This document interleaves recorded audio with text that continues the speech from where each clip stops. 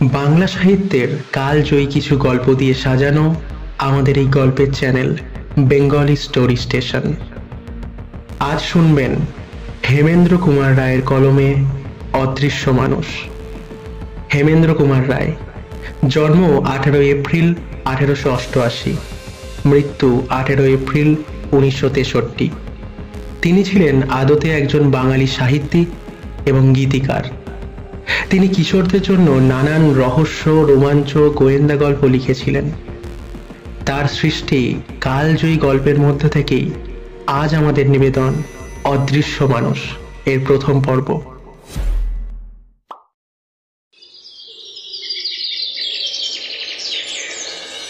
একটা ছোটখাটো শহর, তার আসল নামটি এখন আপনাদের বলবো না। ধরে নাও তার নাম হচ্ছে শ্রীপুর। ছুটির সময় নানান দেশ থেকে সেখানে অনেক লোক বেড়াতে আসে, কারণ জায়গাটির জল হাওয়া নাকি বেশ ভালো। পাহাড়ে শহর, পথে ঘাটে বেরুলেই আশেপাশে ছোট বড় সব পাহাড় দেখা যায়। পাহাড়ে শহরে তখন পাহাড়ে শীত, মাঝে মাঝে বরফও পড়ে। বিকালবেলা শ্রীপুর শহরে যখন রেলগাড়ি এসে থামলো, চারিদিকে তখন কনকনে ঠান্ডা হাওয়া বইছে। সে হাওয়া গায়ে যেন ছুরির ফলার মতন বিঁধে যায়। বোধহয় বরফ পড়তে আর দেরি নেই। একজন যাত্রী স্টেশনে এসে নামলো। যাত্রীটি যাতে বাঙালি সেটা তার ওই পরনের কাপড় দেখলেই বোঝা যায়। তার পায়ে ঘোরতোলা জুতো ও ফুল মোজা, গায়ে জামা দেখবার জো নেই, কারণ একখানি আলোয়ানে সে গা ঢাকা দিয়েছিল। কেবল তার ডান হাতের খানিকটা দেখা যাচ্ছিল। সেই হাতে ঝুলছিল একটা পোর্টমান্টো। তার হাতও ছিল দস্তানায় ঢাকা। আলোয়ানের উপর জেগে আছে তার সেই অদ্ভুত মুখখানা, যে মুখের সবটাই ব্যান্ডেজে একেবারে ঢাকা। সাদা ব্যান্ডেজের ভিতর থেকে জেগে আছে কেবল তার গোঁপদাড়ি আর নাকের ডগাটি। ফুলি চশমা অর্থাৎ গগলস দিয়ে সে তার চোখ দুটো পর্যন্ত সকলের চোখের আড়াল করে রেখেছে। এই রহস্যময় লোকটি যে কে তা আমরা জানি না, এবং যতদিন না তার নাম জানতে পারি ততদিন পর্যন্ত আমরা তাকে যাত্রী বলেই ডাকবো। শীতে কাঁপতে কাঁপতে স্টেশনের বাইরে এসে যাত্রী একটা পথ ধরে এগিয়ে চলল। খানিক দূর অগ্রসর হয়েই একখানা দোতলা বাড়ির সামনে সে থমকে দাঁড়িয়ে পড়ল। বাড়িখানার দোতলার বারান্দায় একখানা সাইনবোর্ডে বড় বড় অক্ষরে লেখা রয়েছে শ্রীপুর স্বাস্থ্য নিবাস। অল্পক্ষণ সেখানে দাঁড়িয়ে থেকে যাত্রী বাড়ির ভিতরে প্রবেশ করল। এই স্বাস্থ্যনিবাসটির একটুখানি পরিচয় দেওয়া দরকার। শ্রীপুরে যারা বেড়াতে আসে তাদের অনেকেই এই স্বাস্থ্যনিবাসে আশ্রয় গ্রহণ করে। এর মালিক হচ্ছেন মিস্টার দাস ও মিসেস দাস। তারা বাঙালি খ্রিস্টান। স্বাস্থ্যের খোঁজে যারা এখানে এসে ওঠেন তারা দুজনেই তাদের যত্ন, সেবা ও আদর আপ্যায়নের ভার নেন, অবশ্যই কয়েকটা রূপোর টাকার বিনিময়ে। তারাও এই বাড়ির অন্য এক মহলে বাস করে। বাড়ির ভেতরে ঢুকেই একটা বড় হল ঘর, সেটা হচ্ছে এখানকার সাধারণ বৈঠকখানা। মিস্টার ও মিসেস দাস প্রত্যহ এখানেই বসে তাদের অতিথিদের সঙ্গে গল্পগুজব ও আলাপ পরিচয় করেন। আমাদের যাত্রীটি এই ঘরে ঢুকেই বেশ গভীর স্বরে বললেন, আমার একখানা ভালো ঘর চাই। মিসেস দাস তখন তার কয়েকজন অতিথির সঙ্গে এক মনে গল্প করছিলেন। যাত্রীর আকস্মিক প্রবেশে এবং গভীর কণ্ঠস্বরে ঘরে সকলেই প্রায় চমকে উঠল। যাত্রী তার দস্তানা পরা হাত দিয়ে একখানা 100 টাকার নোট বার করে আবার গভীর স্বরে বলল, এই নিন আগাম টাকা। আমার একখানা ভালো ঘর চাই। না চাইতেই আগাম 100 টাকা! বিস্ময়ে ও শ্রদ্ধায় মিসেস দাসের প্রাণটা একেবারে পরিপূর্ণ হয়ে উঠল। কপাল না খুললে এমন অতিথি তো মেলে না আজকাল। মিসেস দাস তাড়াতাড়ি উঠে দাঁড়িয়ে বললেন, আসুন আসুন আমার সঙ্গে, আপনাকে বাড়ির সেরা ঘরই ছেড়ে দেব। মিসেস দাস যাত্রীকে নিয়ে বাড়ির ভিতরে অদৃশ্য হয়ে গেলেন। বাড়িটার দোতলায় রাস্তার ধারের বড় ঘরখানি যাত্রীর জন্য ছেড়ে দেওয়া হলো। যাত্রী সেই ঘরের ভিতরে ঢুকে পোর্টমান্টোটি একটি টেবিলের উপরে রেখে দিল। মিসেস দাস তার নতুন অতিথিটির সঙ্গে ভালো করে আলাপ জমাবার চেষ্টায় বললেন, আপনি বুঝি বিকালের ট্রেনে এখানে এসেছেন? যাত্রী জবাব না দিয়ে মিসেস দাসের দিকে পিছন ফিরে রাস্তার দিকের জানালার গড়ার ধরে দাঁড়িয়ে পড়ল। তারপর মুখ না ফিরিয়েই বলল, আমার খিদে পেয়েছে, এখনই কিছু খাবার পাঠিয়ে দিন। আলাপটি ভালো করে জমল না বলে কিঞ্চিত ক্ষুণ্ণ হয়ে মিসেস দাস অত্যন্ত অনিচ্ছা সত্ত্বেও ঘরের ভিতর থেকে বেরিয়ে গেলেন। মিনিট 15 পরে চাকরের সঙ্গে মিসেস দাস আবার ভিতরে এসে ঢুকলেন। যাত্রীকে শুনিয়ে চাকরকে ডেকে বললেন, ভিখু, টেবিলের ওপরে খাবারের থালাটা রাখো। যাত্রী ঠিক আগেকার মতোই পাথরের মূর্তির মতন জানলার গড়ার ধরে দাঁড়িয়েছিল এবং এবারেও মুখ না ফিরিয়েই বলল, আচ্ছা, আপনি এখন যেতে পারেন। মিসেস দাস নিজের মনে মনেই বলল, লোকটার টাকা আছে কিন্তু ভদ্রতা জ্ঞান মোটেই নেই। আপনি চা খাবেন কি? মিনিট 15 পরে পাঠিয়ে দেবেন। মিসেস দাস ঘরের ভিতরে আর দাঁড়ালেন না। মিনিট 15 পরে ভিকুর সঙ্গে মিসেস দাস আবার ঘরের ভিতরে ঢুকে দেখলেন যাত্রী জানালাগুলো বন্ধ করে আধা অন্ধকারে কোণের দিকে একটা চেয়ার টেনে নিয়ে বসে আছে। টেবিলের দিকে চেয়ে দেখলেন তার জলখাবার খাওয়াও শেষ হয়ে গেছে। বললেন, আপনার চা নিয়ে এসেছি। চা ওখানেই রেখে যান। ভিখু চায়ের সরঞ্জাম রেখে টেবিল থেকে জলখাবারের থালাগুলো সরাতে লাগলো। মিসেস দাস সেই ফাঁকে যাত্রীটিকে আরো একটু ভালো করে দেখে নেওয়ার চেষ্টা করলেন, কিন্তু ভালো করে কিছুই আন্দাজ করতে পারলেন না।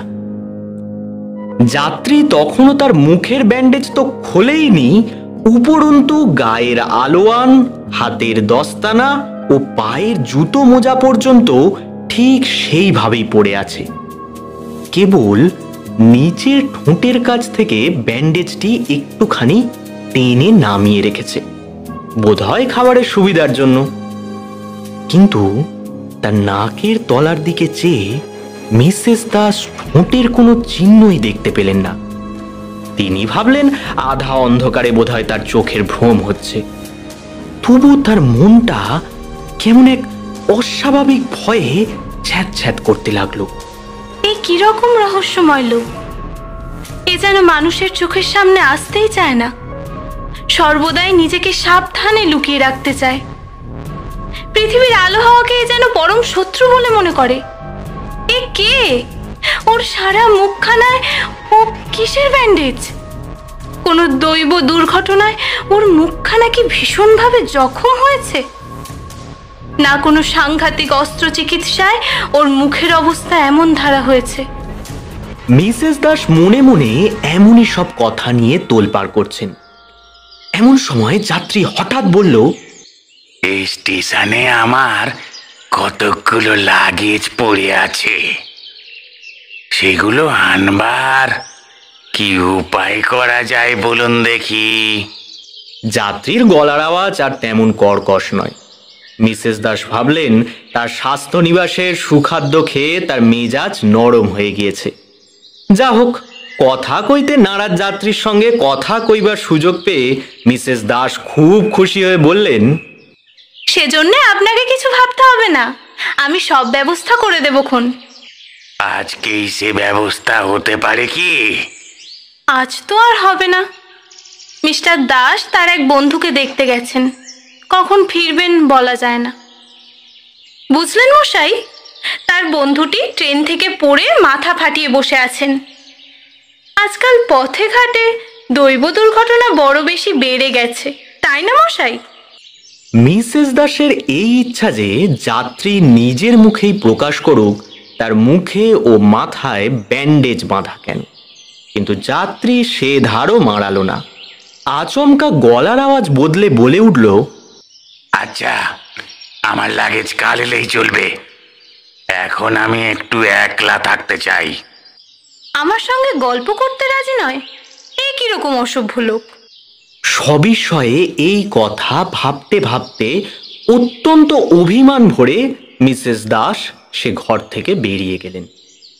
মিসেস দাস একেবারে নিচের বৈঠকখানায় গিয়ে ধপাস করে একখানা চেয়ারের উপরে বসে পড়লেন। ঠিক বৈঠকখানার উপরেই ছিল যাত্রীর ঘর। সে যে নিজের মনে ঘরের ভিতরে পায়চারি করছে তারই আওয়াজ মিসেস দাসের কানের ভিতর এসে ঢুকল। খানিক পরে মিস্টার দাসের এক বন্ধু সেই বৈঠকখানায় এসে হাজির হলেন।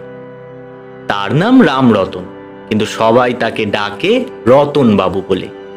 তিনি মাঝে মাঝে এখানে তার বন্ধু ও বন্ধু পত্নীর সঙ্গে গল্প করতে আসেন এবং সেই সময়ে দু একখানা টোস্ট এবং এক পেয়ালা চা পেলেই খুব খুশি হয়ে সদ্ব্যবহার করে যান।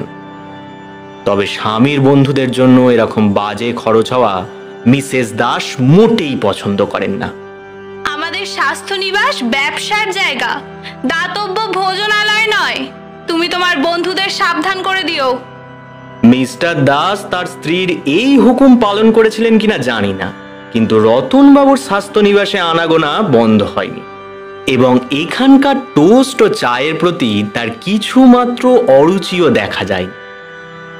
রতনবাবুর একটা ঘড়ির দোকান ছিল। আজ তাকে দেখেই মিসেস দাসের সেই কথা মনে পড়ে গেল। যাত্রী যে ঘরে আছে সেই ঘরের একটা বড় ঘড়ি আজ দুদিন হলো বন্ধ হয়ে গেছে, কিছুতেই চলছে না।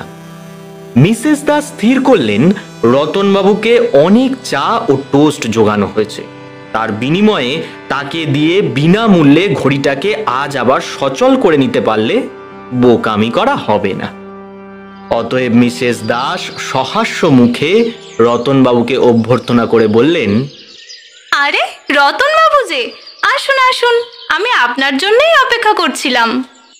মিসেস দাস তাকে হাসি মুখে অভ্যর্থনা করবেন ও তার জন্য অপেক্ষা করে থাকবেন, রতনবাবুর এমন সৌভাগ্য আর কখনো হয়নি।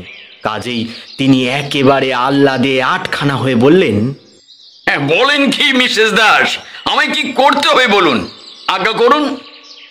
মিসেস দাস কোন রকম গৌরচন্দ্রিকা না করেই বললেন, ওপরের ঘরের একটা ঘড়ি খারাপ হয়ে গেছে, আপনি সেটা সারিয়ে দিতে পারবেন?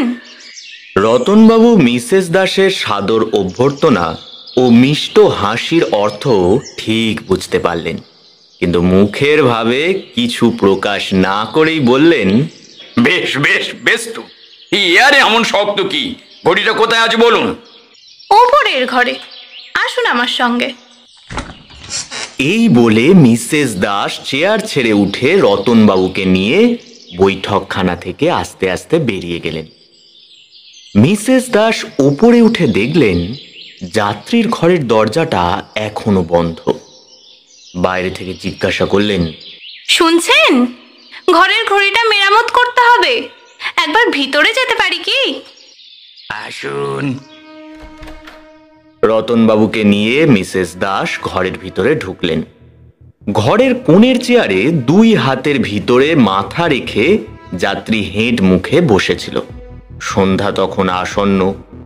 মিসেস দাস আলো জ্বালাবার চেষ্টা করতেই যাত্রী বলে উঠল, থাক, এখনই আলো জ্বালতে হবে না। আর হ্যাঁ, ভালো কথা, আমার লাগেজগুলো কাল সকালে পাবো কি? হ্যাঁ, সে বোধহয় পাবেন। তা আপনার লাগেজগুলো কিসের? তার ভেতরে রাসায়নিক যন্ত্র আর অনেক রকম ওষুধের শিশি বোতল আছে। শ্রীপুর নির্জন বলেই আমি এখানে এসেছি। নির্জনে আমি রাসায়নিক পরীক্ষা করতে চাই। কোন রকম গোলমালি আমি সহ্য করব না। মিসেস দাসের কৌতূহলটা আবার জেগে উঠল। তিনি তাড়াতাড়ি বলে ফেললেন, এই আপনি কি ডাক্তারি করেন? আমি নির্জনে থাকতে ভালোবাসি। আমার চোখ এত খারাপ যে মোটেই আলো সইতে পারি না। সময়ে সময়ে আমাকে ঘরের দরজা জানালা সব বন্ধ করে রাখতে হয়। অনেক সময় আমি আবার অন্ধকারেই থাকি। এই কথাগুলি দয়া করে মনে রাখবেন। নিশ্চয়ই নিশ্চয়ই। আচ্ছা, আমার একটা কথার জবাব দেবেন কি? এখন আপনারা এই ঘরে যা করতে এসেছেন করুন। মিসেস দাস আর সেখানে দাঁড়ালেন না। রাগে গজগজ করতে করতে ঘর থেকে বেরিয়ে গেলেন। রতনবাবু একখানা টুলের ওপরে উঠে দাঁড়িয়ে দেওয়াল ঘড়ির ডালা খুলে তার ভিতরটা পরীক্ষা করতে করতে হঠাৎ একবার মুখ তুলে দেখলেন যাত্রী তার নীল রঙা ঠুলি চশমার ভিতর দিয়ে এক দৃষ্টিতে যেন তার মুখের দিকে তাকিয়ে আছে। তার চোখ দুটো দেখা যাচ্ছিল না বটে, কিন্তু রতনবাবুর মনে হলো যেন দুটো অন্ধকারের গর্ত কটকট করে তাকে নিরীক্ষণ করছে। তার বুকটা ছ্যাঁত করে উঠল। সে ভাবটা সামলে নেওয়ার জন্য রতনবাবু তাড়াতাড়ি বলে উঠলেন, দেখেছেন মশাই, আজকে আকাশের অবস্থাটা মোটেই ভালো নয়। যাত্রীর মূর্তি একটুও নড়ল না, কিন্তু সে কর্কশ স্বরে বলে উঠল, একটা ঘড়ি ঠিক করতে কতক্ষণ লাগে? তাড়াতাড়ি কাজ সেরে সরে পড়ুন না। আগে হ্যাঁ, এই 1 মিনিটেই হয়ে যাবে। তারপর মুখ বুজে চটপট মেরামতির কাজ সেরে তিনি সে ঘর থেকে অপরাধীর মতো সুরসুর করে বেরিয়ে গেলেন। স্বাস্থ্যনিবাস থেকে বাইরে বেরিয়ে রতনবাবু নিজের ঘরের দিকে অগ্রসর হলেন। খানিক পরেই মিস্টার দাসের সঙ্গে তার দেখা। তাকে দেখেই মিস্টার দাস বলে উঠলেন, আরে রতনবাবু যে, খবর কি? আর বলো না ভায়া, খবর ভালো নয়। কেন? আরে তোমার বাড়িতে একটা খুনে কি ডাকাত এসে আড্ডা জমিয়েছে। কি বলছো? হ্যাঁ, নিশ্চয়ই ফেরার আসামি। দেখছি স্বাস্থ্য নিবাস এবার পুলিশের জিম্মায় যাবে। তাই নাকি? আচ্ছা, আমি এখনই গিয়ে দেখছি কি করা যায়। এই বলে দ্রুত পদে বাড়িমুখ হলেন। কিন্তু স্বাস্থ্যনিবাসে ফিরে তিনি একটি টু শব্দ করার আগেই মিসেস দাসী তাকে সচিৎকারে আক্রমণ করলেন। বললেন, তোমার মতো মানুষের হাতে পড়ে হাড় আমার ভাজা ভাজা হয়ে গেল। আমি মরছি নিজের জ্বালায়, আর উনি বেড়াচ্ছেন ফুর্তি করে। বাড়ি থেকে কখন বেরিয়েছিলে বলো দেখি? আরে এরকম রণরঙ্গিনী মূর্তি ধারণ করে আমাকে ভয় দেখিও না গো। আরে আমি তো তোমারই কাজে বাইরে গিয়েছিলাম। এখানে একজন নতুন লোক এসেছে, আর তুমি রইলে বাইরে। ফরমাসকে খাটে বলো দেখি। নতুন লোক? কে নতুন লোক? শুনলুম তাকে নাকি চোর ডাকাত খুনির মতো দেখতে। সে তো আমাদের জামাই নয়। সে ভালো কি মন্দ দেখতে তা নিয়ে আমাদের কি হবে? না, তা নিয়ে আমাদের দরকার নেই। তবে হ্যাঁ, পুলিশের দরকার হতে পারে। এই থামো, তোমাকে আর বেশি বাজে বকতে হবে না। নিজের চরকায় নিজে তেল দাওগে যাও। মিস্টার দাসের আর কিছু বলবার সাহসই হলো না। তিনি মনে মনে এই ভাবতে ভাবতে অন্যদিকে চলে গেলেন যে মেয়েরা চিরকালই এমনই বোকা হয়। বিপদে না পড়লে তারা বিপদকে বিপদ বলে বুঝতেই পারে না। পরের দিন সকালবেলায় যাত্রীর লাগেজগুলো এসে হাজির হলো। গাড়ি থেকে লাগেজগুলো যখন নিচে নামানো হচ্ছিল, যাত্রীও তখন সেখানে এসে ব্যস্ত হয়ে তদবির করতে লাগলো। লাগেজের মধ্যে ছিল গোটা দুয়েক বড় বড় পোর্টমান্টো, 2 বাক্স ভর্তি মোটা মোটা বই, আর অনেকগুলো শিশি বোতল। তাদের ভিতরে টস টস করছে নানা রঙের ওষুধের মতো তরল জিনিস। মিস্টার দাসের একটা কুকুর ছিল, তার নাম হচ্ছে ডগি। যাত্রী তাকে দেখতে পায়নি, কিন্তু সে যাত্রীকে দেখতে পেল। দেখে সে আর বেশি কিছু করলো না, দৌড়ে এসে কেবল যাত্রীর পায়ের ওপরে দিলে দাঁত খিচিয়ে এক কামড়। মিস্টার দাস তাড়াতাড়ি ছুটে গিয়ে ডগিকে এক লাথি মেরে নিজের বীরত্বের পরিচয় দিলেন।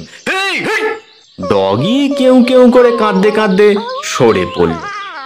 যাত্রীর কাপড়ের খানিকটা ছিঁড়ে ফালা ফালা হয়ে গিয়েছিল। সেও তাড়াতাড়ি বাড়ির ওপরে উঠে গেল। ডগি যদি এইরকম ব্যবহার করে তাহলে শিগগিরই আমাদের স্বাস্থ্যনিবাস তুলে দিতে হবে। সত্যি ডগির অপরাধ আমি স্বীকার করছি, কিন্তু এই ভদ্রলোকের কি হলো দাঁড়াও একবার দেখে আসি। তিনি সিধে ওপরে গিয়ে উঠলেন। যাত্রীর ঘরের দরজা খোলাই ছিল। চৌকাঠ পার হয়ে তিনি ঘরের ভিতরে গিয়ে দাঁড়ালেন। ঘরের জানলাগুলো আগেকার মতোই বন্ধ ছিল। ভিতরের আধা অন্ধকারে স্পষ্ট করে কিছুই দেখা যায় না, কিন্তু মিস্টার দাস যেন কি একটা অদ্ভুত জিনিস দেখতে পেলেন। যেন ছায়া ছায়া কি একটা নড়ে চড়ে বেড়াচ্ছে, যেন একখানা বাহুহীন হাত শূন্যে ভাসতে ভাসতে তার দিকে এগিয়ে আসছে। তারপর কি যে হলো স্পষ্ট বোঝা গেল না, কিন্তু কে যেন তাকে এক ধাক্কা মেরে ঘরের বাইরে তাড়িয়ে দিল। সঙ্গে সঙ্গে দুম করে দরজাটা বন্ধ হয়ে গেল। ব্যাপারটা এত তাড়াতাড়ি ঘটল যে মিস্টার দাস কিছুই আন্দাজ করতে পারলেন না। ছায়াময় ঘর, অস্পষ্ট একটা আকারের আভাস ও বিষম এক ধাক্কা। অত্যন্ত অবাক হয়ে মিস্টার দাস ভাবতে লাগলেন তিনি স্বচক্ষে যা দেখলেন সেটা হচ্ছেটা কি। হতভম্ব হয়ে কিছুক্ষণ সেইখানে দাঁড়িয়ে থেকে মিস্টার দাস চিন্তিত মুখে নিচে নেমে বৈঠকখানায় গিয়ে ঢুকলেন। সেখানে তখন স্বাস্থ্যনিবাসের ভাড়াটে বাসিন্দাদের জটলা শুরু হয়ে গেছে এবং মিসেস দাস সকলের সামনে দাঁড়িয়ে হাত মুখ নেড়ে বক্তৃতা দিচ্ছেন। পৃথিবীতে যত রকমের জীব আছে তার মধ্যে সবচেয়ে উঁচা জীব হচ্ছে কুকুর, আর পৃথিবীতে যত রকমের কুকুর আছে তার মধ্যে সবচেয়ে উঁচা কুকুর হচ্ছে ওই ডগি। স্বাস্থ্যনিবাসের অতিথিদের উপরে ডগির কোনো দরদ নেই।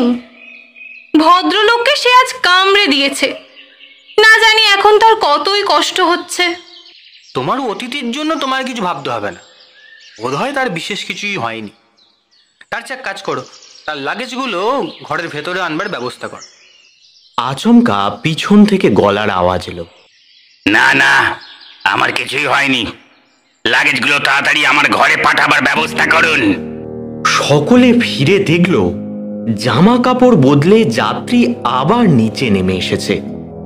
লাগেজগুলো যেই ঘরের ভিতরে নিয়ে যাওয়া হলো অমনি যাত্রীরা আর তর সইল না। তখনই ব্যস্তভাবে সে পোর্টমান্টো ও বাক্সগুলো খুলে ফেলল। তাদের ভিতর থেকে বেরিয়ে পড়ল মোটা বোতল, বেঁটে বোতল, ঢাঙা বোতল, কোনোটার রং নীল, কোনোটার লাল, কোনোটার বা সবুজ। অনেকগুলোর গায়ে বড় বড় হরফে ২০ বলে লেখা রয়েছে। পাতলা, পুরু, লম্বা, ছোট কত রকমের বই। টেবিলের ওপরে ওইসব শিশি বোতল সাজিয়ে নিয়ে সামনের চেয়ারে বসে যাত্রী এক মনে কি যেন কাজ করতে লাগলো। দুপুরবেলায় মিসেস দাস যখন উপরে এলেন তখন ঘরের চেহারা দেখেই তার চক্ষু স্থির। প্যাকিং এর চটে, খড়ের টুকরোয় ও দড়ি দড়ায় তার ঘরের মেঝে একেবারে আচ্ছন্ন হয়ে গেছে। তিনি তখনই সেই জঞ্জালগুলোকে নিজের হাতে ঘরের ভিতর থেকে বিদায় করে দিতে লাগলেন। যাত্রী তখন এমন এক মনে কাজ করছিল যে মিসেস দাসের অস্তিত্ব সে টেরই পেল না। মিসেস দাস ঘর পরিষ্কার করতে করতে বললেন, আপনি চারিদিকে এমন নোংরা করে রাখবেন না, তাহলে স্বাস্থ্যনিবাসের বদনাম হবে। যাত্রী চমকে ফিরে তাকালো। তখন সে চোখ থেকে চশমা খুলে রেখেছে। মিসেস দাসের মনে হলো তার চোখের কোঠরে যেন চোখ দুটো নেই, খালি দুটো গর্ত। মিসেস দাস ভাবলেন তারই দেখবার ভুল হয়তো। যাত্রী তক্ষুনি চশমাখানা আবার পরে নিল। তারপর বলল, আপনি সাড়া না দিয়ে ঘরের ভিতরে এলেন কেন? আমি সাড়া দিয়েছিলাম, আপনি শুনতে পাননি। হতে পারে, কিন্তু সামান্য একটু শব্দেই আমার কাজের বড় ক্ষতি হয়। তাহলে আপনি তো এক কাজ করতে পারেন, এবার থেকে আপনি যখন কাজ করবেন ঘরের দরজায় ভিতর থেকে খিল দিয়ে রাখবেন। এ খুব সঙ্গত কথা।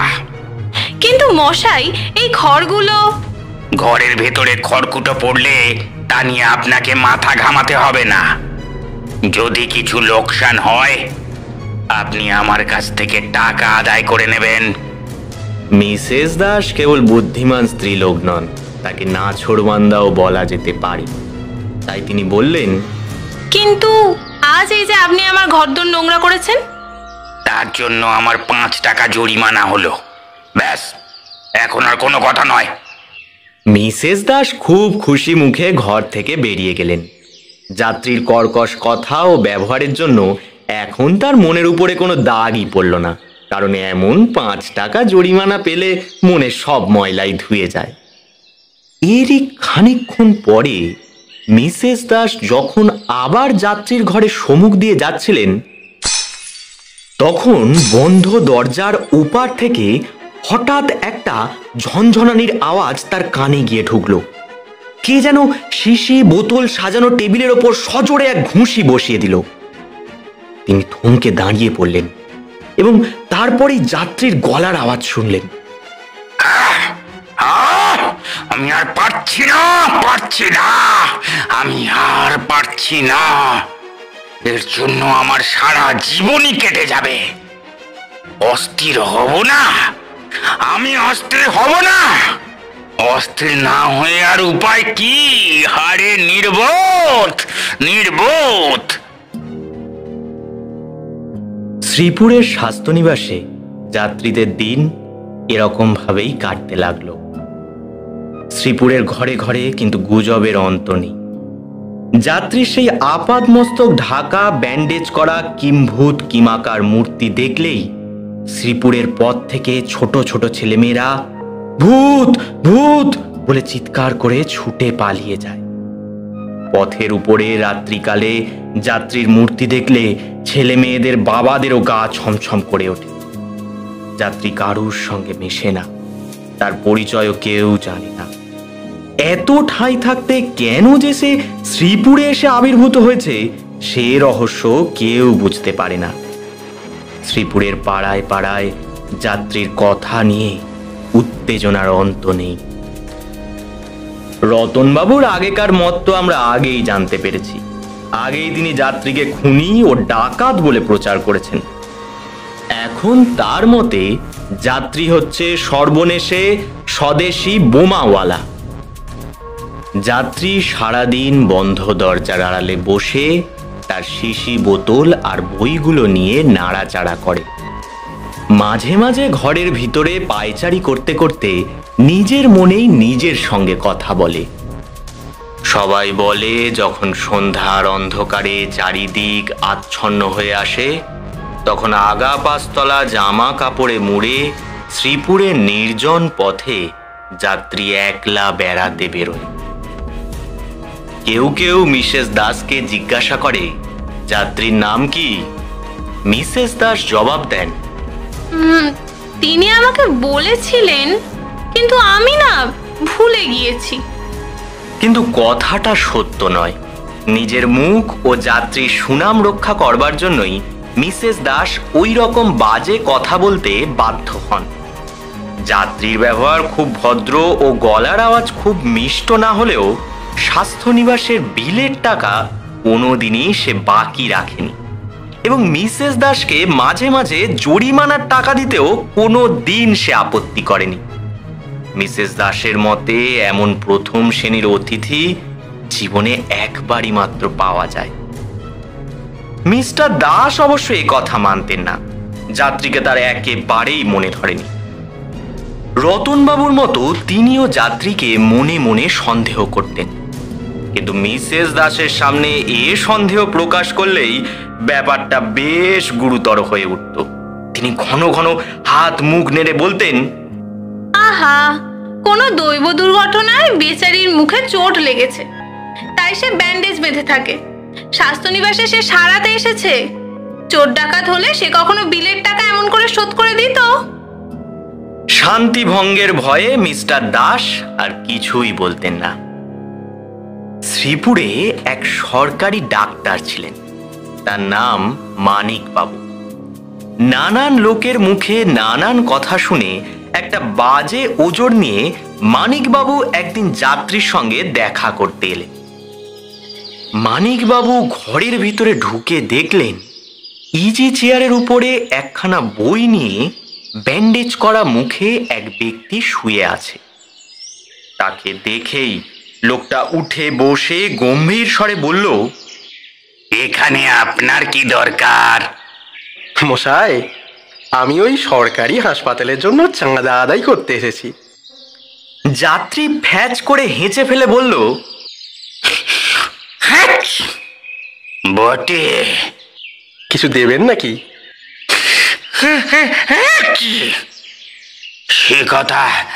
সে কথা পরে ভাবা যাবে। অত হাঁটছেন কেন? সর্দি হয়েছে নাকি? হ্যাঁ, আমি ডাক্তার, সর্দির একটা ওষুধ লিখে দেব? সেটা আপনার ইচ্ছে। মানিকবাবু নিজের পকেট থেকে এক টুকরো কাগজ আর পেন্সিল বার করে কি একটা ওষুধের নাম লিখলেন। আলোয়ানের ভিতর থেকে জামার একটা হাতা বেরোল। কেবল জামার হাতা, মানুষের হাতের কোনোই চিহ্ন নেই। অথচ সেই হস্তহীন জামার হাতা ঠিক স্বাভাবিকভাবেই এগিয়ে এসে মানিকবাবুর হাত থেকে কাগজের টুকরোটা গ্রহণ করল। ভয়ঙ্কর বিস্ময়ে তার দুই চক্ষু ছানা বড়ার মতো হয়ে উঠল। মানিকবাবুর মুখ চোখের ভাব দেখেই যাত্রী জামার হাতাটা শত করে আবার আলোয়ানের ভিতরে ঢুকিয়ে ফেলল। সেই কনকনে শীতেও মানিকবাবুর কপালে ঘামের ফোঁটা ফুটে উঠল। অস্ফুট স্বরে তিনি বললেন, আপনার কি হাত কাটা গেছে? কিন্তু এই কাটা হাতে আপনি আমার হাত থেকে কাগজের টুকরোটা নিলেন কি করে? তাই নাকি? বলেই যাত্রী সিধে হয়ে উঠে দাঁড়ালো। মানিকবাবু দুপা পিছিয়ে এসে বললেন, হ্যাঁ হ্যাঁ হ্যাঁ, আপনার হাত নেই, খালি জামার হাতা আছে। যাত্রী দুপা এগিয়ে এসে ব্যঙ্গের স্বরে বলল, আমার হাত নেই, খালি জামার হাত আছে বটে। আলোয়ানের ভিতর থেকে আবার হস্তহীন জামার হাত বেরোলো। হাতটা একেবারে মানিকবাবুর মুখের সামনে এসে হাজির হলো। তারপর কে যেন দুটো অদৃশ্য আঙুল দিয়ে তার নাকটা খুব জোরে মলে দিল। এরপরেও কোনো ভদ্রলোকের সেই ঘরে থাকা আর উচিত নয়। মানিকবাবু 3 লাফে দরজা পেরিয়ে ঘরের বাইরে গিয়ে পড়লেন। তারপর দুত্তার করে সিঁড়ি দিয়ে নামতে নামতে শুনলেন ঘরের ভিতর থেকে যাত্রী যেন অট্টহাস্য করে উঠল।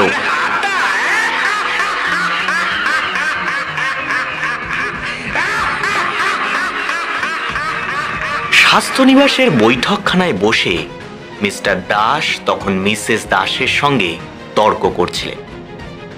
হঠাৎ মরার মতো সাদা মুখ নিয়ে মানিকবাবুকে সেখানে আসতে দেখে তিনি তাড়াতাড়ি উঠে দাঁড়িয়ে বললেন, আরে কি হয়েছে মানিকবাবু? অত ছুটে আসছেন কেন? ডগি তাড়া করেছে? মানিকবাবু ছুটে গিয়ে একখানা চেয়ারের উপরে ধপাস করে বসে পড়ে বিষম হাঁপাতে হাঁপাতে বললেন, মিস্টার দাস, ও হাত নেই, খালি জামার হাতা। মিস্টার দাস সবিস্ময়ে বললেন, কি বলছেন ডাক্তারবাবু? হাত নেই, জামার হাতা? হ্যাঁ, হাত নেই, জামার হাতা।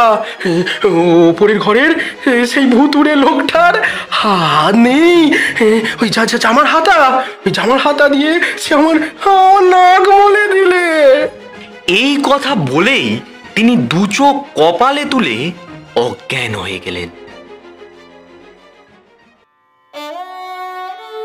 সরকারি হাসপাতালের এক অংশে সরকারি ডাক্তার মানিকবাবু স্ত্রী পুত্র নিয়ে বাস করতেন। হস্তহীন জামার হাতা দেখে মানিকবাবুর শরীরটা আজ বেজায় কাহিল হয়ে পড়েছিল। মিস্টার ও মিসেস দাস ও নিজের স্ত্রী বিমলার কাছে বারবার তিনি এই একই গল্প বলছেন, কিন্তু তার কথায় ওরা কেউই বিশ্বাস করতে রাজি হননি। তাদের সকলেরই মত হচ্ছে জামার হাতাটা হয়তো বেশি লম্বা ছিল বলেই হাতখানা তিনি দেখতে পাননি। শেষটা মানিকবাবু নিজেও মনে করলেন হয়তো সেই কথাই ঠিক হবে, তারই চোখের ভুল।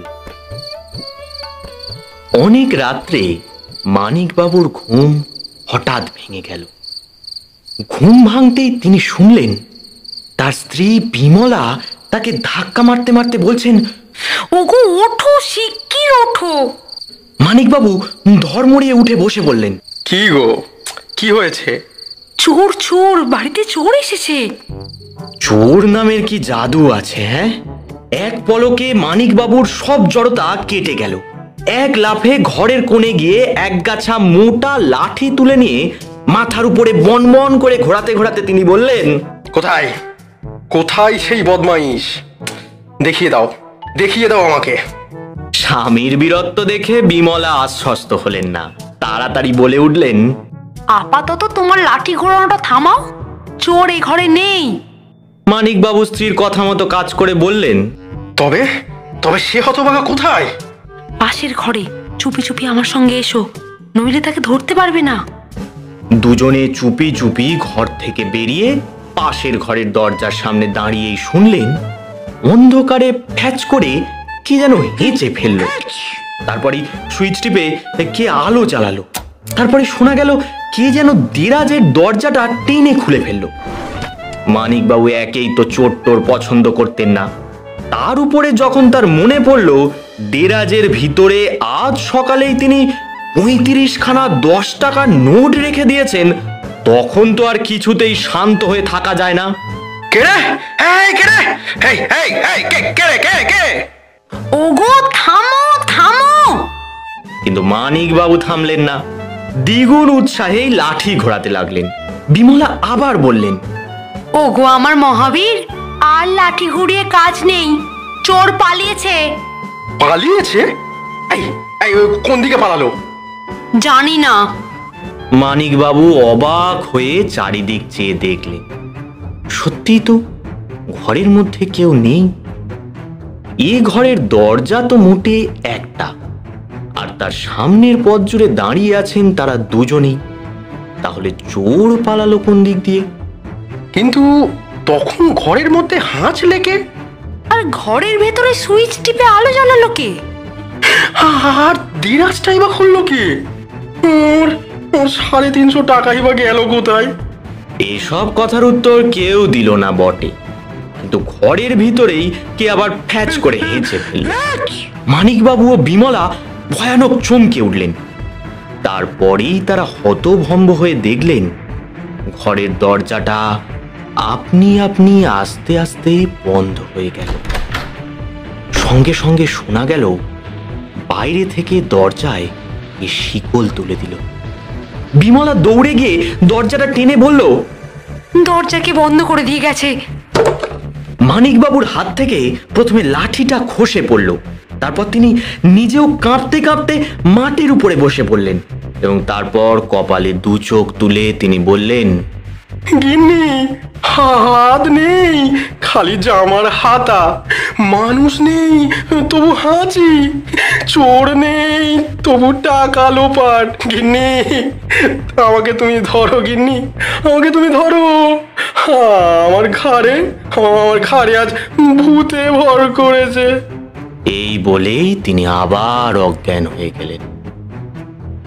বিমলা স্বামীর কাছে গিয়ে বসে পড়তে পড়তে শুনতে পেলেন ঘরের বাইরে কে যেন খিলখিল করে হেসে উঠল।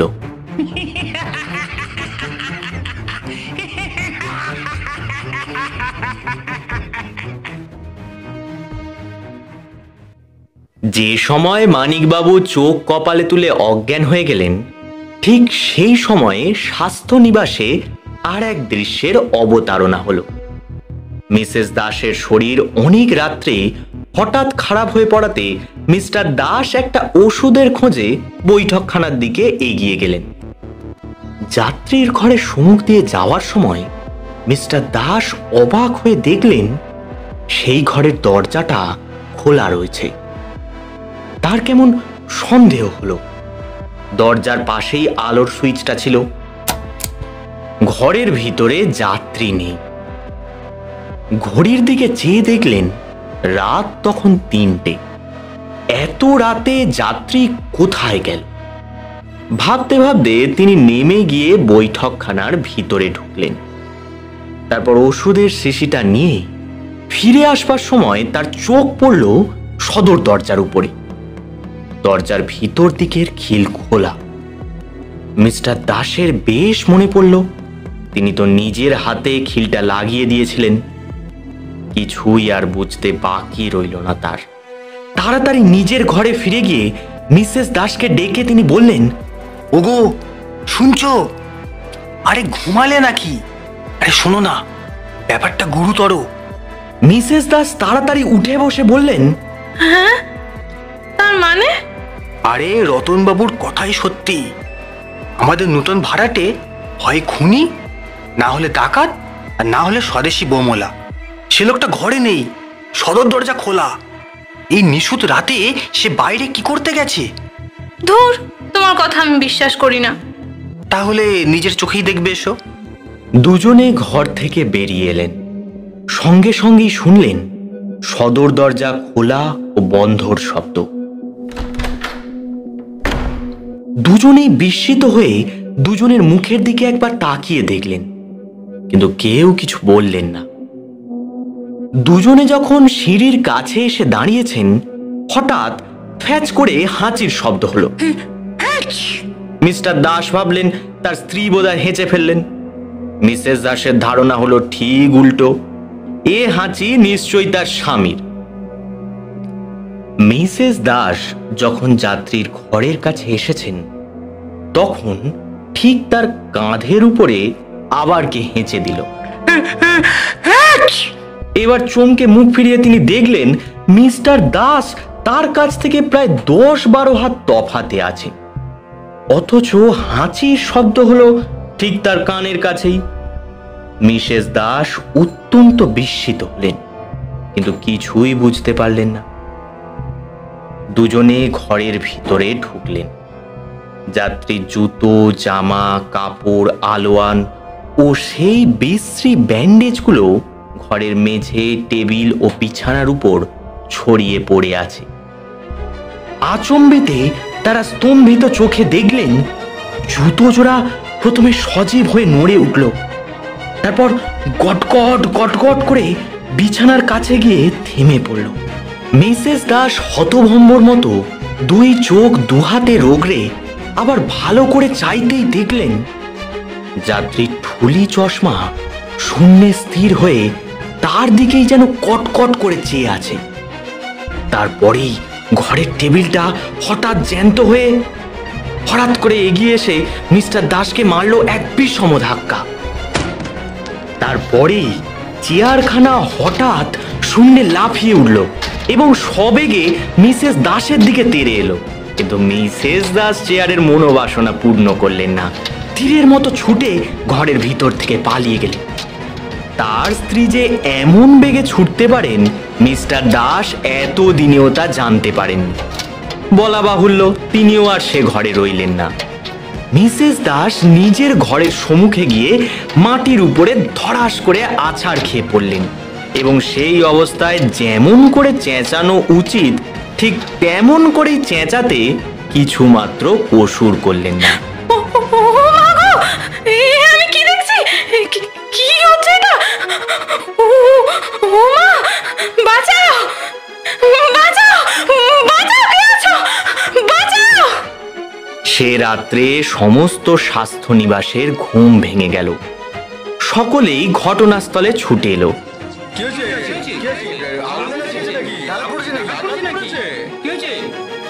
হায় হায়, ও চেয়ার যে আমার বাবার দেয়া গো। অমন পুরনো আর বিশ্বাসী চেয়ার কিনা আজ আমাকেই তেড়ে এলো। ও গো, আমাদের ওই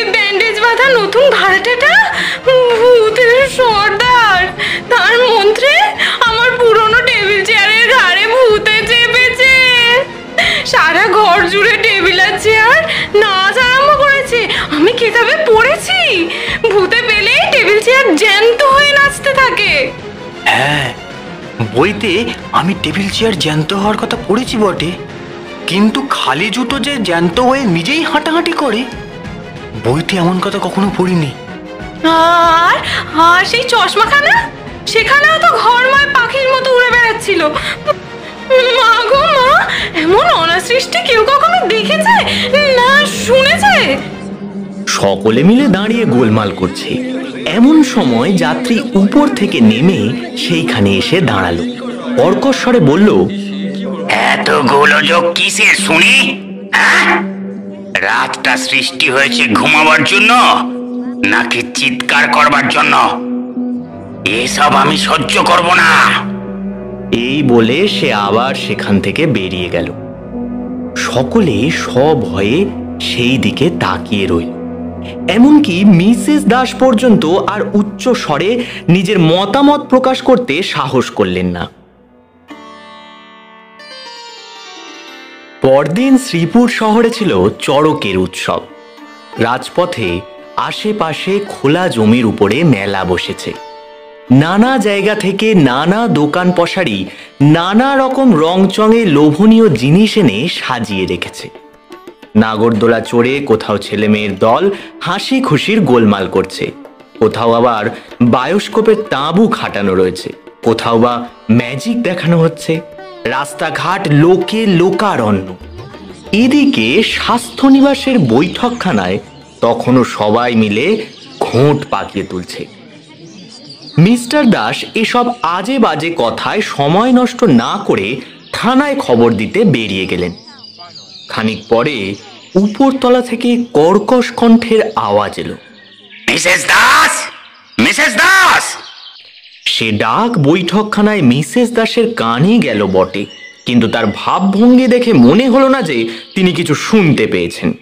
খানিক পরে যাত্রী আবার ক্রুদ্ধস্বরে হাঁকল, মিসেস দাস, শিগগির আমার খাবার পাঠিয়ে দিন। মিসেস দাস তবু কোনো রকম ব্যস্ততা প্রকাশ করলেন না। এক মনে তার ভাড়াটিয়াদের সঙ্গে চেয়ার টেবিলের অদ্ভুত নৃত্য কাহিনী নিয়ে আলোচনা করতে লাগলেন। খানিক পরেই যাত্রী নিজেই নিচে নেমে এলো। মিসেস দাসের সামনে এসে একটা গোল টেবিলের উপরে সজোরে করাঘাত করে বলল, মিসেস দাস, আপনি কি মনে করেন আমি হাওয়া খেয়ে বেঁচে থাকবার জন্য স্বাস্থ্য নিবাসে এসেছি? এইবার মিসেস দাসের মুখ ফুটল। তিনি টেবিলের উপরে সমান জোরে চড় মেরে বলে উঠলেন, আপনি কি মনে করেন ভূত নাচাবার জন্য আপনাকে আমি ঘর ছেড়ে দিয়েছি? আপনার কথার অর্থ কি? আপনার জন্য আমার বিশ্বাসী টেবিল চেয়ার পর্যন্ত আমাকে আর গিন্নি বলে মানে না। নাচাবার জন্য টেবিল চেয়ার তৈরি করা হয়নি। কে ওদের এমন নাচতে শেখালো? কে আপনি? আপনার নাম কি? আমার ঘরে বসে আপনি কি করেন? আর কাল অত রাত্রে বাইরে আপনি কোথায় গিয়েছিলেন? আর ফিরে এলেনই বা কেমন করে? বিষম রাগে যাত্রীর দেহ থর থর করে কাঁপতে লাগলো। হঠাৎ ভীষণ চিৎকার করে সে বলে উঠল, চুপ করো! কে আমি? তোমরা জানতে চাও? তোমরা দেখতে চাও? দেখো, দেখো তবে। বলেই সে তার মুখের ব্যান্ডেজে মারল এক টান। ব্যান্ডেজ, ফুলি চশমা, নকল গোঁপদাড়ি আর তার নকল নাক সকলের চোখের সামনে খসে পড়ল। সবাই দারুণ আতঙ্কে স্তম্ভিত দৃষ্টিতে চেয়ে দেখল একটা জামা কাপড় পরা মূর্তি পায়ে পায়ে ক্রমেই এগিয়ে আসছে, কিন্তু সে মূর্তির স্কন্ধের উপরে মুখমণ্ডলের কোনো চিহ্নই নেই। বৈঠকখানায় মহা হুড়োহুড়ি লেগে গেল, চিৎকার, কান্না, আর্তনাদ। মিসেস দাস বলে চেঁচিয়ে উঠে প্রচন্ড গতি নিয়ে পালাতে গিয়ে দড়াম করে এক আছাড় খেলেন। কিন্তু সেই অবস্থাতেই আশ্চর্য কৌশলে ফুটবলের মতো গড়াতে গড়াতে চোখের নিমিষে তিনি কোথায় যেন অদৃশ্য হয়ে গেলেন। বাকি লোকেরাও কে যে কেমন করে কোন দিকে সরে পড়ল কিছুই বোঝা গেল না। 8 মিনিটেই ঘর একেবারে খালি। স্কন্ধকাটা মূর্তিটা মিনিট খানেক সেখানে পায়চারি করে আবার বাড়ির ভিতরে চলে গেল ধীরে ধীরে। এ খবর শ্রীপুরের পাড়ায় পাড়ায় রটে যেতে বেশি দেরি লাগলো না। চড়কের মেলার কথা সবাই ভুলেই গেল। আধ ঘন্টার ভিতরে শহরের সমস্ত জনতা স্বাস্থ্যনিবাসের সামনে এসে হাজির। আবাল বৃদ্ধ বনিতার মুখে কেবল একই কথা। এমন সময়ে দুজন চৌকিদার ও দারোগাকে সঙ্গে করে মিস্টার দাস, রতনবাবু আর মানিকবাবু বিজয়ী বীরের মতন সদর্পে স্বাস্থ্যনিবাসে এসে ঢুকলেন। দারোগা বললেন, কোথায় কোথায় সে লোক? এই যে এদিকে আসুন আসুন। বলেই মিস্টার দাস সবাইকে নিয়ে যাত্রীর ঘরের দিকে অগ্রসর হলেন। সেই স্কন্ধকাটা মূর্তি ঘরের মাঝখানে একখানা চেয়ারের উপরে স্থির হয়ে বসেছিল। বলা বাহুল্য, প্রথমে সকলেই ভরকে গেল। মিস্টার দাস, রতনবাবু ও মানিকবাবু তাড়াতাড়ি পিছিয়ে এসে দরকার হলেই পালাবার জন্য প্রস্তুত হয়ে রইলেন। দারোগা বললেন, ওসব ম্যাজিক ফ্যাজিক আমি ঢের দেখেছি।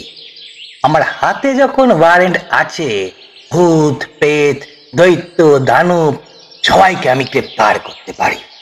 কে তোমরা? কি চাও? তোমাকে গ্রেপ্তার করব। দারোগা এক লাফে যাত্রীর কাছে গিয়ে তার দস্তানা পরা একখানা হাত চেপে ধরলেন। সঙ্গে সঙ্গে দস্তানাটা দারোগার হাতে খুলে এলো এবং যাত্রীর হাতখানা একেবারে অদৃশ্য হয়ে গেল। কিন্তু তখন আর কারুর এসব দেখে আশ্চর্য হবার অবকাশই ছিল না। দারোগা ও চৌকিদারেরা সেই হস্তহীন স্কন্ধকাটা মূর্তিটাকে প্রাণপণে জড়িয়ে ধরল। মুখহীন মুখ থেকে আওয়াজ বেরোলো, ওহ ওহ, বড় লাগছে, বড় লাগছে। আরে আরে, ওহ, তোমরা আমাকে ছেড়ে দাও, ছেড়ে দাও, ছেড়ে দাও। আমি আমি আত্মসমর্পণ করছি, আত্মসমর্পণ করছি। ছেড়ে দাও, ছেড়ে দাও, ছেড়ে দাও। দারোগা ও চৌকিদারেরা যাত্রীকে ছেড়ে দিয়ে তাকে আগলে দাঁড়িয়ে রইল। দারোগা বলল, নাও এখন হাত করি পড়ো। কেন? আমি কি দোষ করেছি? কি দোষ করেছি? আমি হচ্ছি অদৃশ্য মানুষ। অদৃশ্য হওয়া কি অপরাধ? কি বললে? অদৃশ্য মানুষ? ম্যাজিকে আমি ওরম ঢের ঢের অদৃশ্য মানুষ দেখেছি। আমার সঙ্গে ওসব চালাকি চলবে না।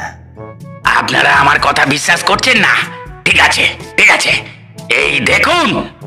এই বলেই সে নিজের গায়ের আলোয়ান চটপট খুলে ছুঁড়ে ফেলে দিল। সঙ্গে সঙ্গে তার দেহের উপর দিকটা অদৃশ্য হয়ে গেল। তারপরেই সে পরনের কাপড়খানা খুলতে লাগলো। দারোগা এতক্ষণ ভ্যাবাচ্যাকা খেয়ে অবাক হয়ে এইসব দেখছিলেন।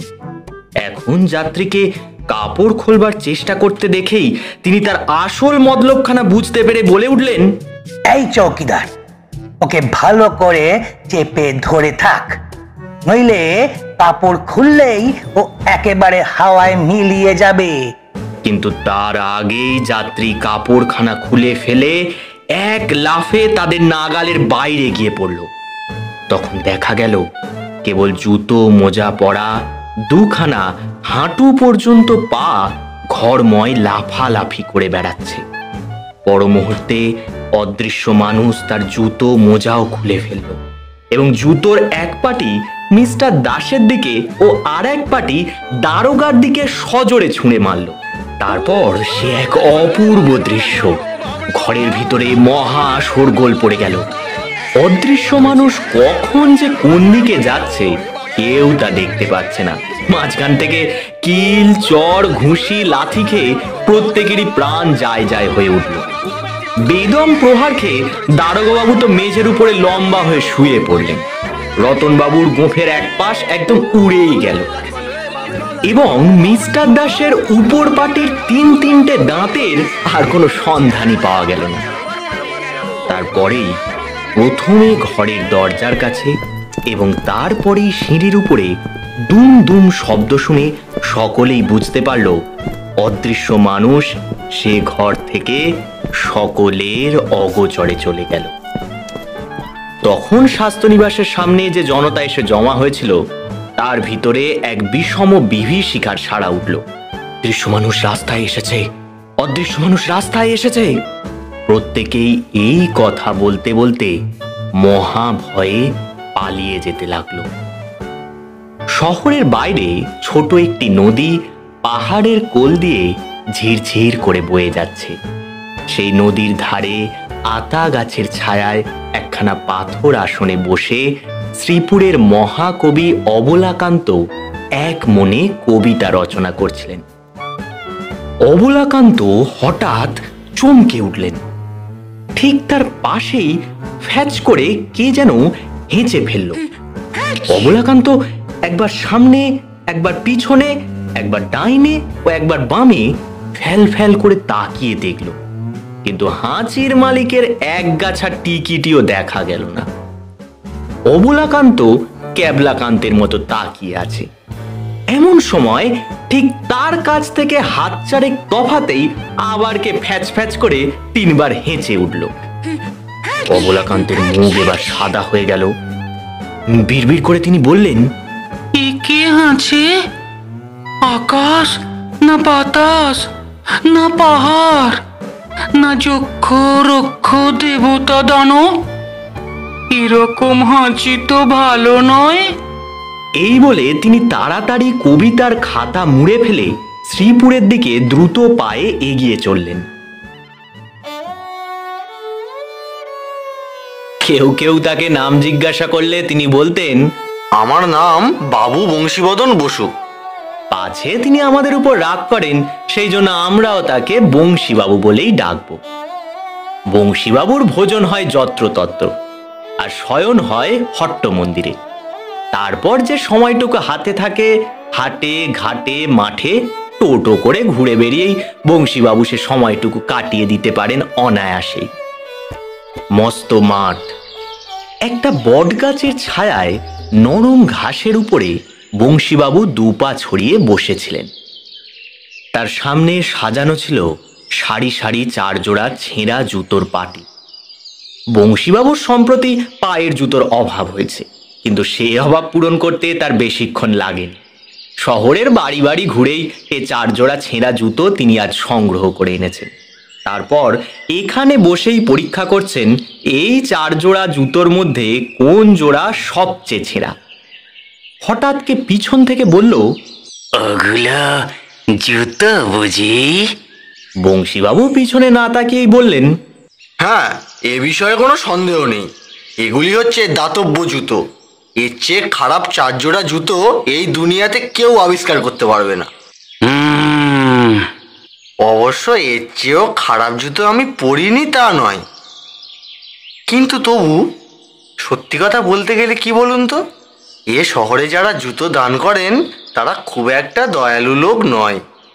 এ দুনিয়ায় যারা সবচেয়ে পাজি লোক এ শহরে বাস করে তারাই। কে এতটা স্পষ্ট কথা কইছে দেখবার জন্য বংশীবাবু ডান কাঁধের উপরে মুখ ফিরিয়ে পিছন পানে তাকালেন। কই, সেদিকে তো কেউ নেই। তারপর তিনি বাঁ কাঁধের উপরে মুখ ফিরিয়ে পিছন পানে তাকালেন, সেদিকেও কেউ নেই। তারপর তিনি একেবারে ঘুরে বসলেন, না, কোথাও কেউ নেই। বংশীবাবু নিজের মনে মনে বললেন, আমি কি জেগে জেগে স্বপ্ন দেখছি? ভয় পেও না। কে তুমি বাবা? কোথায় তুমি? কেউ কি তোমাকে মাটির ভেতর পুঁতে রেখে দিয়েছে? না না, ভয় পেও না। বলো কি বাবা, ভয় পাবো না কিরকম? উত্তর দক্ষিণ পূর্ব পশ্চিম সব ফাঁকা করছে, এই তেপান্তরে আমি আছি একলা। অথচ এখানে তুমি কথা কইছো কোনখান থেকে? না, তুমি বোধহয় নেই। কাল রাতে সিদ্ধি খেয়েছিলুম, এখনো নেশা কাটেনি। ভুল শুনছি? না, এ নেশা নয়। বাবরে! বলেই এক লাফে বংশীবাবু দাঁড়িয়ে উঠলেন। একবার চারিদিকে চোখ বুলিয়ে পিছু হটতে হটতে বললেন, না, নিশ্চয়ই আমার নেশা কাটেনি। দিব্যি গেলে বলতে পারি আমি এক্ষুনি কার গলা শুনলুম। হ্যাঁ, তুমি আমারই গলার আওয়াজ শুনতে পেয়েছো? না না, আর কখনো আমি সিদ্ধি খাবো না। হঠাৎ কে তার দুই কাঁধ ধরে খুব খানিকটা ঝাঁকুনি দিয়ে বলল, তুমি একটা মস্ত গাধা। আমি গাধা হতেও রাজি আছি বাবা, যদি দয়া করে তুমি চুপ করো। এখন যদি রাত হতো তাহলে এসব ভূতের খেলা বলেই মনে করতুম। ওহে বোকারাম, আমি ভূত টুত কিছুই নই। আমি হচ্ছি অদৃশ্য মানুষ। অদৃশ্য মানুষ? না, নেশার খেয়াল। তুমি যে অদৃশ্য সেটা তো আমি বুঝতেই পারছি বাবা, কিন্তু কোন মন্ত্রে অদৃশ্য হয়েছো সেটা যদি আমাকে শিখিয়ে দিতে পারো। হ্যাঁ পারি, যদি তুমি আমার কথা শোনো। ও মন্ত্র পেলে আমি তোমার জন্য সব করতে পারি। দেখো, আমিও তোমার মতন ভবঘুরে। আমি অসহায়, আমার মাথা গুঁজবার ঠাঁই নেই। সারাদিন আমি ঘুরে বেড়াচ্ছি, সমস্ত মানুষের বিরুদ্ধে রাগে আমার সর্বশরীর জ্বলছে। মানুষ পেলেই এখনই আমি খুন করতে পারি। ওরে বাবা! খপ করে বংশীবাবুর একখানা হাত ধরে অদৃশ্য মানুষ বলল, তোমার কোনো অনিষ্টই আমি করব না। আমি জামা কাপড় চাই, আশ্রয় চাই, খোরাক চাই। এইসব বিষয়ে তুমি আমাকে সাহায্য করবে। বংশীবাবু ভাবতে লাগলেন, যার নিজের পরনের কাপড়, পেটের অন্ন, মাথা গোঁজবার ঠাঁই জোটে না, সে কিনা সাহায্য করবে অপরকে। আমি হচ্ছি অদৃশ্য মানুষ, সমস্ত পৃথিবীকে আমি শাসন করতে পারি। আমাকে সাহায্য করলে তোমার কোনো অভাবই থাকবে না। কিন্তু সাবধান, আমার সঙ্গে বিশ্বাসঘাতকতা করলে পৃথিবীতে কেউ তোমাকে রক্ষা করতে পারবে না। এই কথা বলতে বলতে সে তার অদৃশ্য দুই হাত দিয়ে বংশীবাবুর দুখানা হাত সজোরে চেপে ধরল। বংশীবাবু যাতনায় চেঁচিয়ে উঠে বললেন, ছেড়ে দাও বাবা, ছেড়ে দাও, আমি সারা জীবন তোমার গোলাম হয়ে থাকবো।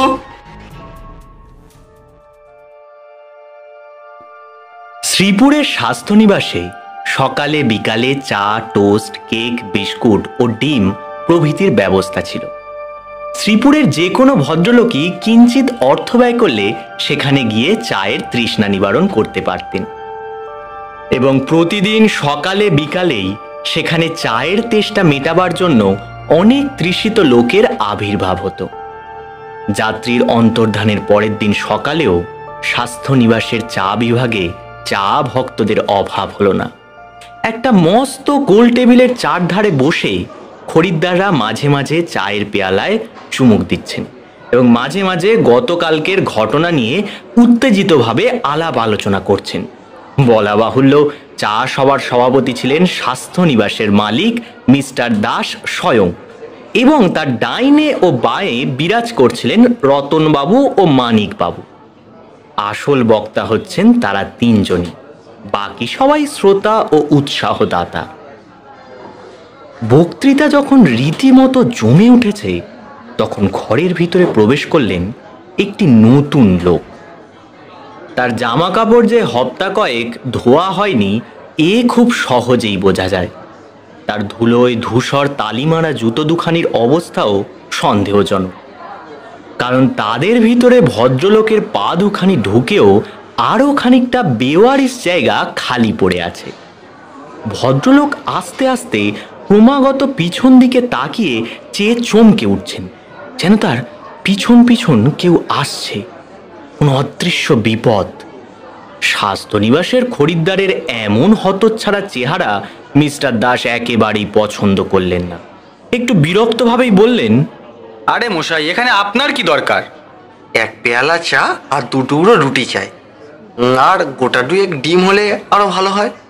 আগন্তুকের ছেঁড়া পকেটের দিকে সন্দিগ্ধ চোখে তাকিয়ে মিস্টার দাস বললেন, হ্যাঁ, দাম কিন্তু চাড়া না, আপনাকে খাবার আগে কিন্তু দাম দিতে হবে। মিস্টার দাসের ভয়ের কারণ বুঝে আগন্তুক হেসে বললেন, আমার পকেট ছেঁড়া বটে, কিন্তু আমার টাকা থাকে ট্যাঁকে। এই নিন। এই বলে তিনি ট্যাগ থেকে একটা টাকা বের করে ঠং করে টেবিলের উপরে ফেলে দিলেন। মিস্টার দাস অপ্রস্তুত হয়ে বললেন, আসুন আসুন, ওই টেবিলের ধারে বসুন, আপনার খাবার এক্ষুনি আসবে। বলেই তিনি উঠে দাঁড়িয়ে আবার বললেন, ডাক্তারবাবু আসুন, এইবারে সেই ভুতুরে লোকটার ঘরে যাওয়া যাক। মিস্টার দাসের সঙ্গে মানিকবাবু স্বাস্থ্য নিবাসের ভিতর দিকে চলে গেলেন। আগন্তুক টেবিলের ধারে গিয়ে বসলেন। কারুকে বোধহয় বলে দিতে হবে না যে এই আগন্তুকই হচ্ছেন আমাদের সেই বংশীবাবু। মিস্টার দাস ও মানিকবাবু যাত্রীর ঘরের ভিতরে ঢুকে দেখলেন কালকে সেই তুমুল কাণ্ডের পরে ঘরের সমস্ত আসবাব ঠিক সেইভাবেই এলোমেলো হয়ে ছড়ানো রয়েছে। উল্টানো চেয়ার টেবিল, ভাঙাচোরা শিশির বোতল ও লণ্ডভণ্ড বিছানা। কেবল যাত্রীর জামা কাপড়, ব্যান্ডেজ, চশমা ও নকল নাকটা দারোগাবাবু যাওয়ার সময় নিজের সঙ্গে করে নিয়ে গেছেন। ঘরের কোণে একখানা পকেট বুক পড়েছিল। মানিকবাবু কি জবাব দিতে যাচ্ছিলেন, এমন সময় ঘরের দরজাটা আস্তে আস্তে খুলে গেল। মিস্টার দাস চমকে উঠে বললেন, ও কি, দরজা খুললো কে? বোধহয় হাওয়ায় দরজাটা খুলে গেল, এতে ভয় পাওয়ার কিছু নেই। কালকের ব্যাপারের পর থেকে অমনভাবে দরজা খুলে গেলেই আমার বুকটা ধড়াস করে ওঠে। ঘরের ভিতর থেকে একটা চাপা হাঁচির শব্দ শোনা গেল।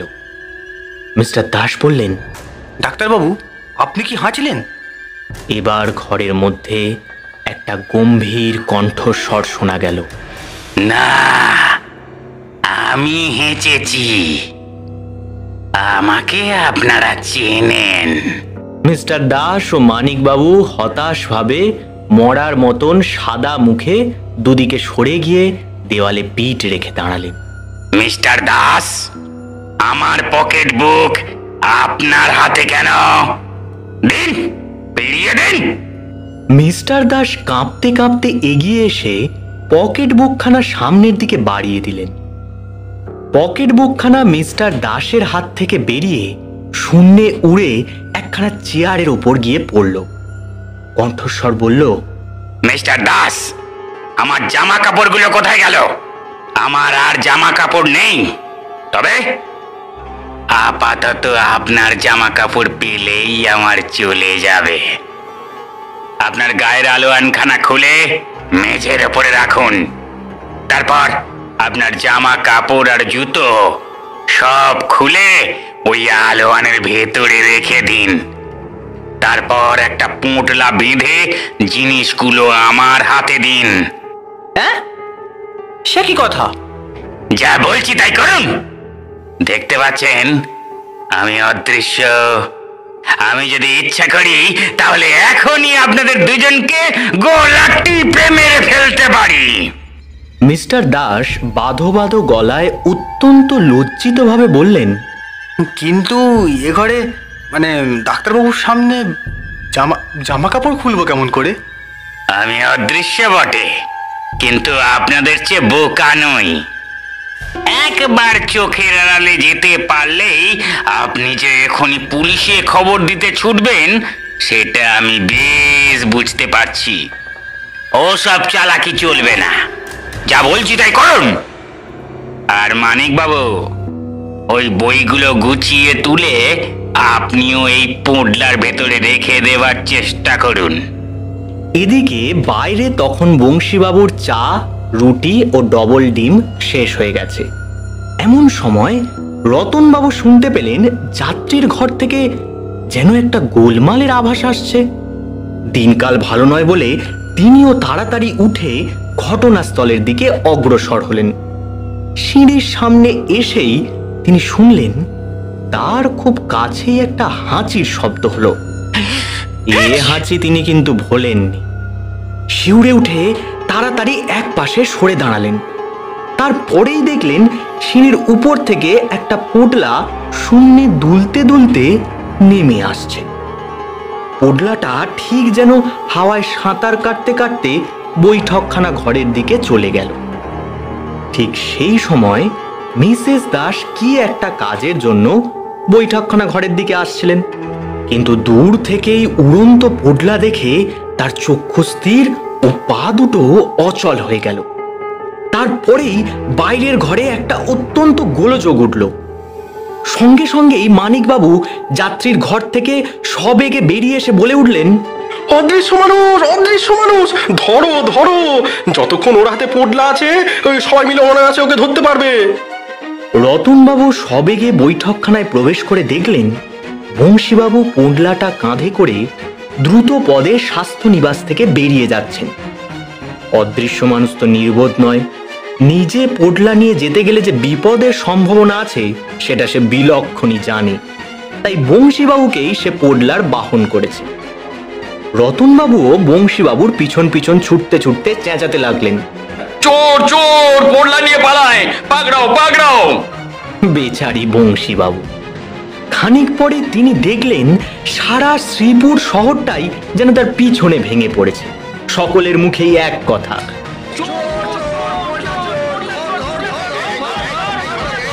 এসব আপত্তিকর কথা শুনে বংশীবাবু আরো জোরে পা চালালেন। ছোটবার অসুবিধা হবে বলে তার দাতব্য জুতো জোড়াকেও তিনি পা থেকে খুলে নির্দয়ভাবে বিসর্জন দিতে বাধ্য হলেন। সকলের আগে আসছিলেন রতনবাবু ও মানিকবাবু। হঠাৎ রতনবাবুর মনে হলো কে যেন তাকে বিশ্রী একটা ল্যাং মারল। সঙ্গে সঙ্গে তিনি মুখ থুবড়ে পড়ে দুহাতে মাটি জড়িয়ে ধরলেন। তারপরে বিনা মেঘে বজ্রাঘাতের মতো মানিকবাবুর টিকালো নাকের উপরে প্রচন্ড একটা ঘুষি এসে পড়ল। মানিকবাবু দু চোখে অনেকগুলো সর্ষের ফুল দেখলেন এবং এরপর কি যে হলো তার তিনি বলতে পারেন না। আর যারা ছুটে আসছিল তাদেরও কেউ কেউ খেলো কিল, কেউ খেলো চর এবং কেউ বা খেলো লাথি বা গলা ধাক্কা। সবেগে ছুটতে ছুটতে আছাড় খেয়ে অনেকেরই হাত পা মাথা ভেঙে গেল। বাকি লোকেরা তখন বুদ্ধিমানের মতো যে যেদিকে পারলো পলায়ন করলো, এই কথা বলে চেঁচাতে চেঁচাতে।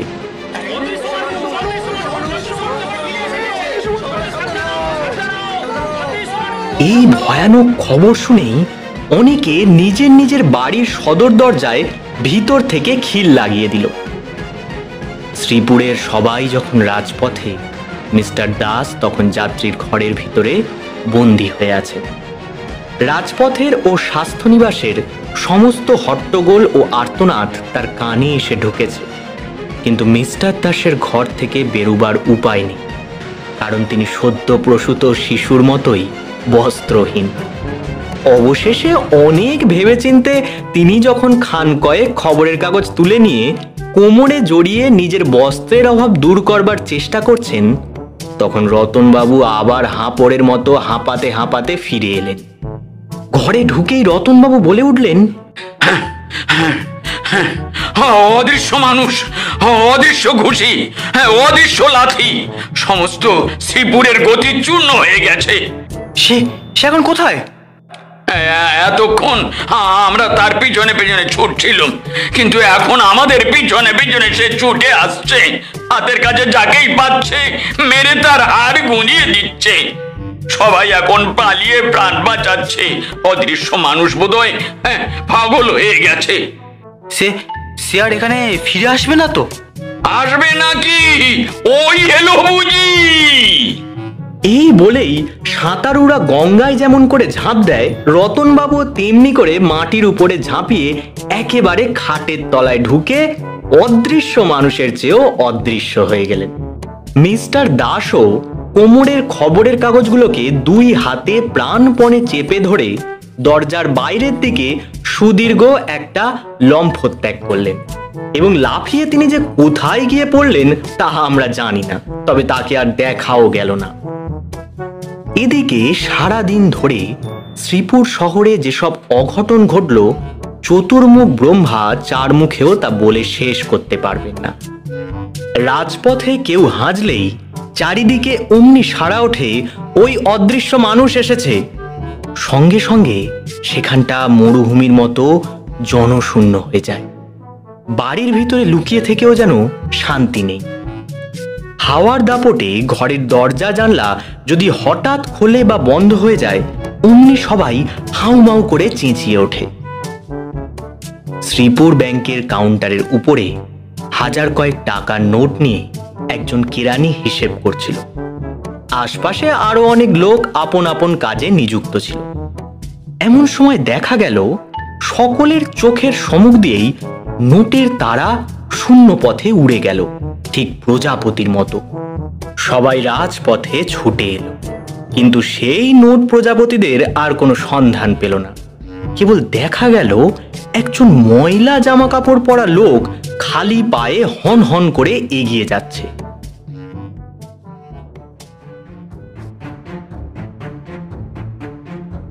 শুনছিলেন আমাদের আজকের গল্প হেমেন্দ্র কুমার রায় রচিত অদৃশ্য মানুষ এর প্রথম পর্ব। আগামী সপ্তাহে এই গল্পের অন্তিম পর্বে থাকছে গল্পের আসল চমক। গল্পটির প্রথম পর্বে যারা কণ্ঠ দিয়েছেন তারা হলেন গল্প পাঠক শান্তনু, মিস্টার দাস সৌভিক, মিসেস দাস স্নেহা, রতনবাবু মনোহর মণ্ডল, বিমলা দিশা, বংশীবদন শুভম, দারোগা অভিক, অদৃশ্য মানুষ ও কবি অমলাকান্তের চরিত্রে তন্ময় এবং মানিকবাবু ও গল্পের সূত্র ধরে আমি অর্পণ।